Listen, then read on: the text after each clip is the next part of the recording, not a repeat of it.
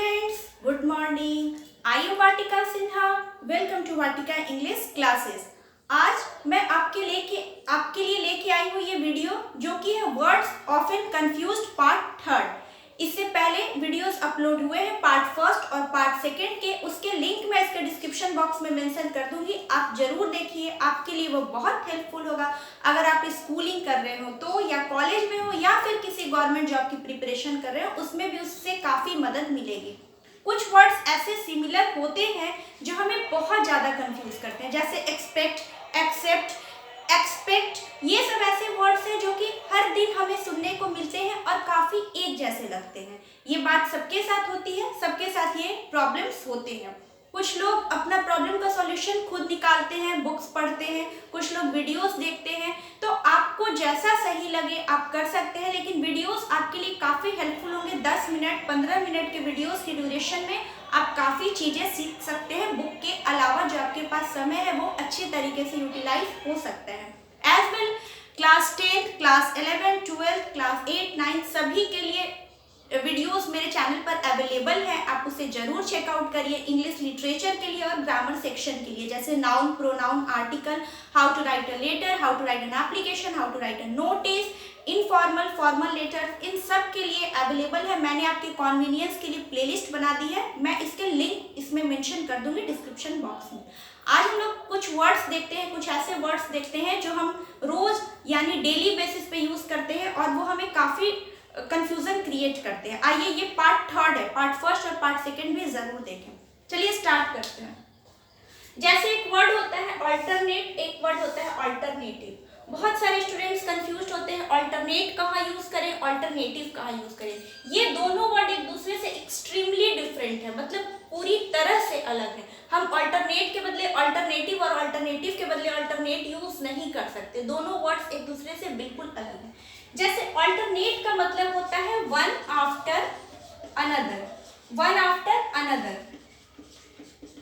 जैसे one after another का मतलब, जैसे आपके जो क्लासेस हैं, कभी कभी आपके क्लासेस अल्टरनेट डेज पर चलते हैं। जैसे मंडे को चले तो ट्यूसडे नहीं चले, ट्यूसडे को बंद रहा क्लास, वेडनेसडे को चला, वेडनेसडे के बाद थर्सडे को क्लास नहीं रहा, उसके बाद फ्राइडे को चला। तो कह सकते हैं कि मंडे और वेडनेसडे एक दूसरे का अल्टरनेट डेज है, वेडनेसडे फ्राइडे एक दूसरे का अल्टरनेट डेज है, और ट्यूसडे थर्सडे एक दूसरे का अल्टरनेट डेज है। अल्टरनेट डेज का मतलब वन आफ्टर अनदर, एक के बाद एक को छोड़कर जो दूसरा चीज आता है उसको कह सकते हैं। जैसे आप डेट के थ्रू या डे के थ्रू इजिली इसे समझ सकते हैं। मंडे के बाद ट्यूसडे नहीं आके वेडनेसडे आपको क्लास हुआ, MWF कहते हैं हम लोग, मंडे वेडनेसडे फ्राइडे, या फिर ट्यूसडे थर्सडे सैटरडे TTS। तो इस तरह से जो डेज है वो अल्टरनेट डेज है, एक के बाद दूसरे का आना। एक होता है अल्टरनेटिव। अल्टरनेटिव का मतलब होता है विकल्प। जब हमारे पास किसी चीज का चॉइस हो, विकल्प हो, या कह सकते हैं सब्स्टिट्यूट हो। इसका एक और हिंदी इंग्लिश मीनिंग हो सकता है सब्स्टिट्यूट। किसी भी चीज का सब्स्टिट्यूट हो, हमारे पास विकल्प हो, तो वो होता है अल्टरनेटिव। ठीक है, दोनों वर्ड एक दूसरे से अलग है। एक का मतलब हुआ वन आफ्टर अनदर, दूसरे का मतलब हुआ विकल्प। एक दो और वर्ड है, जैसे देखिए बिसाइड और बिसाइड्स, दोनों का क्या मतलब होता है। बिसाइड एक प्रीपोजिशन है। बिसाइड का मतलब होता है, जैसे मेरा घर एक मंदिर के बगल में है, अगर लिखती हूँ तो बिसाइड टेम्पल हो सकता है, my home is beside the temple, मतलब के बगल में। जब हम किसी चीज के बगल का प्रयोग करते हैं, किसी चीज में, मेरे घर के बगल में एक मान लीजिए चर्च है, इस तरह से लिखे, मेरे घर के बगल में एक चर्च है, तो अगर इस चीज को लिखते हैं तो वहां बिसाइड करते हैं। और बिसाइड्स का मतलब होता है, याद रखिएगा, बिसाइड्स का मतलब होता है कि अगर हम के अलावा बात करते हैं, किसी चीज के अलावा, इसके अलावा ऐसा होता, अलावा बात करते हैं कि ये छोड़ के दूसरा कुछ होता, उस तरीके से जब हम बात करते हैं तो उसका मतलब हो जाता है कि बिसाइड्स। तो बिसाइड्स का मतलब आप याद रखिएगा के अलावा के सेंस में यूज होता है। इस तरीके से, जैसे एक्सेप्ट भी हम लोग यूज करते हैं तो बिसाइड्स यूज कर सकते हैं, एक्सेप्ट राम, बिसाइड्स राम, इस तरीके से यूज होता है। थर्ड वर्ड आता है बाउट और ब्राउट। अब ये दोनों काफी सिमिलर लगते हैं, लेकिन ये दोनों वर्ड एक दूसरे से बिल्कुल अलग है। कैसे अलग है देखिए, बाउट और ब्राउट। एक तो ये बाउट जो है वो V2 है और एज वेल एज V3 भी है, किसका है, बाई का है। और ब्राउट जो है वो V2 है और V3 है, ब्रिंग का है। ठीक है, तो ध्यान देंगे कि जो बाउट और बाई का मतलब होता है खरीदना। किसी भी चीज को खरीदते हैं हम लोग, उसको हम लोग बाई कहते हैं। मैंने एक फोन खरीदा, मैंने एक पेन खरीदा, तो उसके लिए हम लोग बाई यूज करते हैं। और सेकेंड और थर्ड फॉर्म में इसका हम लोग बाउट यूज करते हैं। और ब्राउट का मतलब हो जाता है ब्रिंग के सेंस में। इसका मतलब होता है लाना। जैसे हम लोग यूज करते हैं bring a glass of water, bring me a pen, मेरे लिए एक पेन ले आना, मेरे लिए एक ग्लास पानी ले आना। तो ब्रिंग का सेंस होता है, उसका मतलब होता है लाना। और ब्राउट, तो ब्रिंग का सेकेंड फॉर्म और थर्ड फॉर्म होता है ब्राउट, और बाई का सेकेंड और थर्ड फॉर्म होता है बाउट। तो सिर्फ आर का डिफरेंस है, लेकिन ये दोनों के मीनिंग बहुत अलग है। एक वर्ड होता है चाइल्ड लाइक, एक का मतलब होता है चाइल्डिश। ये हम लोग बहुत यूज करते हैं। चाइल्ड लाइक उसकी एक्टिविटी थी, तो ध्यान देंगे। चाइल्ड लाइक का मतलब होता है इनोसेंट। अगर किसी का बचपना है, बचपना के सेंस में यूज करते हैं। किसी का बचपन की तरह स्वभाव है, वो बड़ा हो गया फिर भी वो बचपनों वाली हरकतें करता है, तो उसके लिए हम लोग इनोसेंट यूज करते हैं। मासूम के सेंस में, कोई बहुत ज्यादा मासूम है, भोला भाला है, तो उसके सेंस में हम लोग चाइल्ड लाइक करते हैं। लेकिन चाइल्डिश का मतलब हो जाता है फुलिश।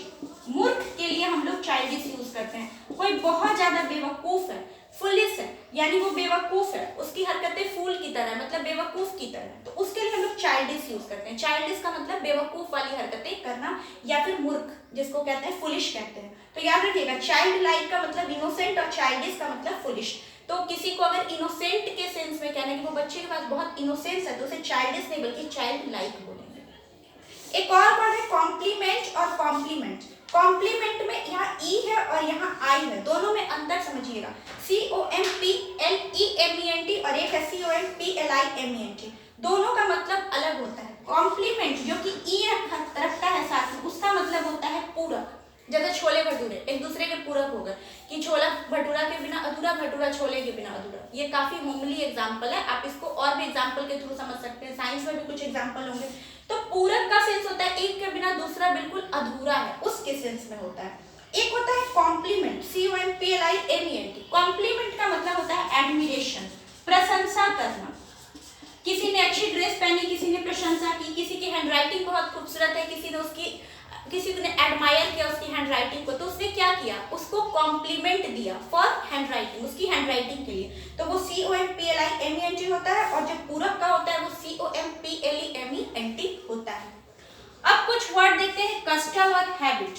देखिए, कस्टम का मतलब हो जाता है जो चीजें बहुत सोशली यूज की जा रही है। जैसे कोई हमारी परंपरा है, जो कि कोई भी चीज परंपरा हो सकती है। जैसे पहले सती प्रथा था, तो वो एक कस्टम था, मतलब वो पूरी तरह से प्रथा था।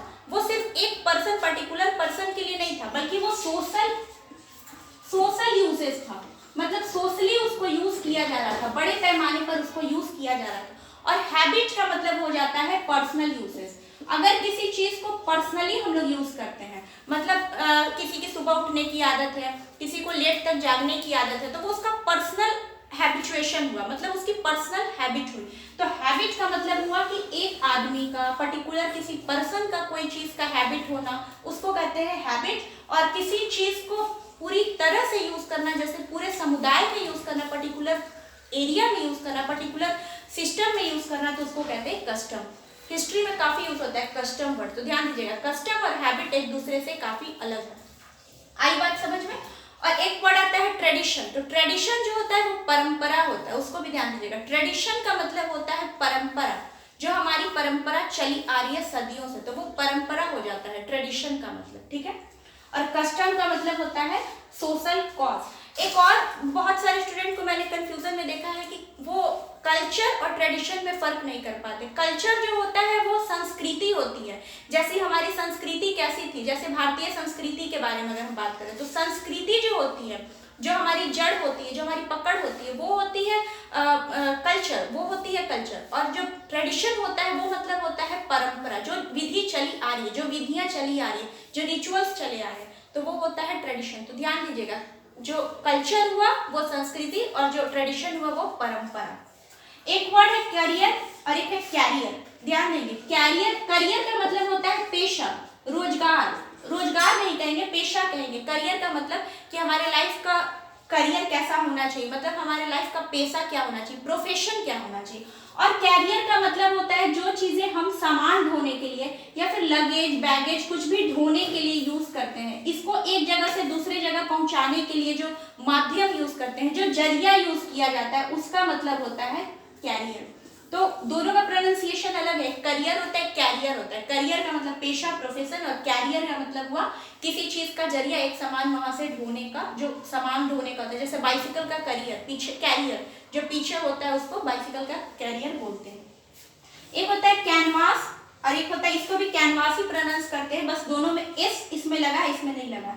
कैनवास का मतलब हो जाता है CANVAS, इसका मतलब हो जाता है मोटा कपड़ा, थिक क्लॉथ्स, कोर्स क्लॉथ्स या थिक क्लॉथ्स। कोर्स भी कहते हैं दरदरा मोटा इस सेंस में, या फिर कह सकते हैं थिक क्लॉथ्स भी कह सकते हैं, मोटा कपड़ा के सेंस में। जैसे जिसपे पेंटिंग होती है, कैनवास पर पेंटिंग होती है, वो क्या होता है, मोटा शीट होता है।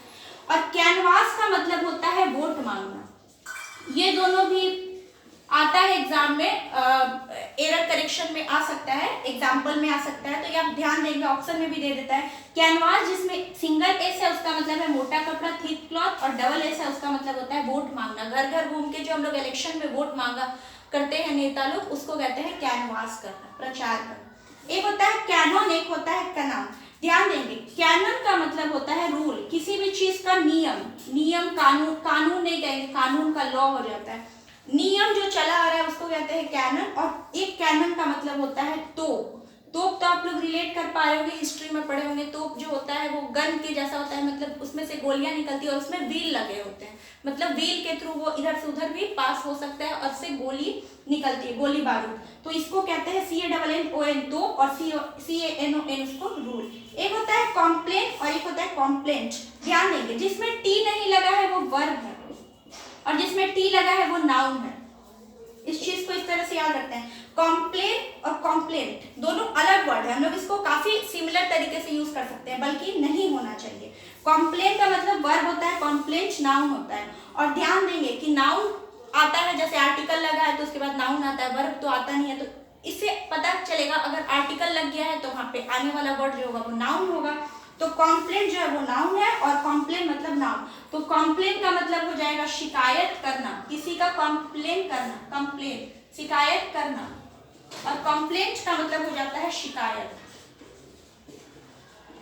मैंने पहले ही बताया था वर्ब क्या होता है, किसी भी काम को करना, डूइंग और action is known as verb. तो करना, शिकायत करना तो वर्ब है कॉम्प्लेन, और कॉम्प्लेन शिकायत वो अपने आप में कंप्लीट है, तो मतलब शिकायत का होता है। ये कुछ वर्ड्स है, इसके स्क्रीनशॉट आप ले सकते हैं, एग्जाम में आपको काफी मदद मिलेगी। इससे कोई भी एग्जाम हो आप इन सब चीजों को पढ़िए, आपके लिए बहुत अच्छा होगा, डेली बेसिस पे भी आपको मदद मिलेगी। आज का वीडियो बस यही तक था। आई होप वीडियो पसंद आया हो, अगर पसंद आया तो do like it, share it among your friends and group, और चैनल को सब्सक्राइब करिए, बेल आइकन पर क्लिक जरूर कर दीजिए ताकि मेरी अपडेटेड वीडियोस टाइम भी आप तक पहुंच सके। कोई भी वीडियोस अपलोड हो तो आपके साथ उसी समय साझा हो सके, शेयर हो सके, इसके लिए सब्सक्राइब बटन और बेल आइकन पर क्लिक करना बहुत जरूरी है। मैं मिलती हूँ नेक्स्ट वीडियो में, इसी तरह सीरीज चलेंगे हर टॉपिक के लिए, ताकि आप इससे कुछ अवेल कर सके, कुछ सीख सके।